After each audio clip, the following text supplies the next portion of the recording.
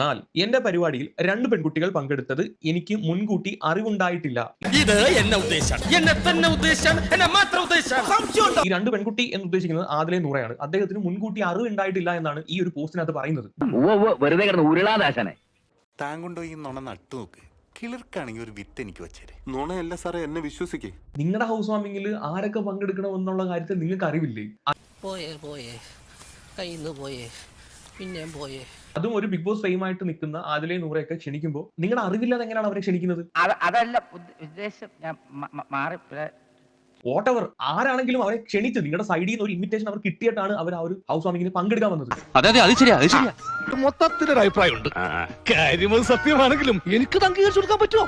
എന്നിട്ട് ഇപ്പൊ വന്നിട്ട് അവര് വന്നത് ഞാൻ അറിഞ്ഞില്ല എന്നൊക്കെ പറഞ്ഞു കഴിഞ്ഞാൽ വളരെ മോശം എന്നല്ല, ഒന്നും പറയാനില്ല. അതൊക്കെ ഞാൻ വേറെ രീതിയിൽ പറഞ്ഞു കൊടുക്കും. ഇനി ഇപ്പത്തിന് നാറിയാലും അത് ഞാൻ അങ്ങനെ സഹിക്കും. ഇപ്പൊ ഉള്ളതിനേക്കാൾ കൂടുതൽ നാറരുതെന്ന് എനിക്ക് പ്രാർത്ഥനയുള്ളൂ. പൊതുസമൂഹത്തിന്റെ സദാചാര മൂല്യങ്ങളെ വെല്ലുവിളിച്ചും സ്വന്തം മാതാപിതാക്കളെ തന്നെ ധിക്കരിച്ചും എന്താണ് പിന്നെ? അല്ല എന്തെങ്ങനെയൊക്കെ പറയണേ?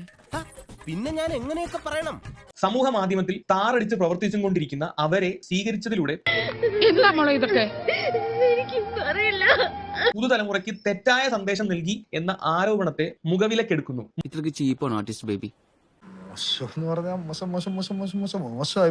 മൂല്യങ്ങൾ സംരക്ഷിക്കുന്നതിൽ ഒരു വിട്ടുവീഴ്ചയും പാടില്ല എന്ന് തിരിച്ചറിഞ്ഞുകൊണ്ട് എന്റെ ആത്മാർത്ഥമായ ഖേദം നീ പറഞ്ഞു കളഞ്ഞില്ലേ?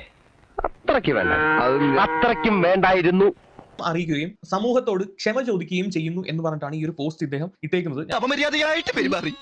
മാപ്പ് മാപ്പ് മാപ്പ്. മോശമായി പോയിട്ടോ, ഭയങ്കര മോശമായി പോയി.